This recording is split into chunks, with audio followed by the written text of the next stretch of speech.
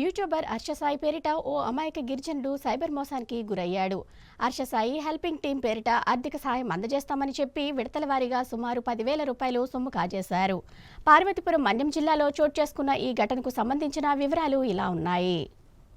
పార్వతీపురం మన్యం జిల్లా గుమ్మలక్ష్మీపురం మండలం రెల్ల పంచాయతీ టెక్కబాయి గ్రామానికి చెందిన బిడ్డకి సోమేష్ వ్యవసాయం చేసుకుంటూ జీవనం సాగిస్తున్నాడు. సోమేష్ కు హర్షసాయి హెల్పింగ్ సెంటర్ నుంచి ఫోన్ చేస్తున్నామని జూలై 10న ఫోన్ కాల్ వచ్చింది. మీకు మా నుంచి సహాయం చేస్తామని చెప్పి వాట్సాప్ లో స్కానర్ పెడుతున్నాం, దానికి కొంత డిపాజిట్ చేస్తే మీకు 3 లక్షల రూపాయలు మా నుంచి పంపుతామని అవతలి వ్యక్తి మెసేజ్ పంపించారు. తనకి సాయం చేస్తారని ఎంతో ఆశపడి అమాయక గిరిజన యువకుడు ముందు 1150 రూపాయలు పంపాడు. మళ్ళీ మెయిల్ సింక్ అవ్వట్లేదని చెప్పడంతో 2,570 రూపాయలు పంపమన్నారని బాధితుడు తెలిపారు. ఆ తర్వాత అమౌంట్ రాలేదని సోమేష్ మళ్లీ అడగగా 1,00,000 రూపాయలు సెండ్ చేశామని, అది మీ అకౌంట్ లోకి రావడానికి జీఎస్టీ చేయాలని, మళ్లీ 9,330 రూపాయలు వేయమని చెప్పారని తెలిపాడు. నగదు డిపాజిట్ చేసి 3 రోజులు గడిచినా డబ్బులు రాకపోవడంతో మళ్లీ అడగగా ఢిల్లీ పోలీస్ ఆఫీసర్ అని ప్రొఫైల్ పేరు ఐపీఎస్ రాహుల్ శర్మ అని మార్చేసి బెదిరించడంతో ఆ గిరిజన యువకుడు లబోదిబోమన్నాడు. యూట్యూబ్ లో హర్షసాయి చేసిన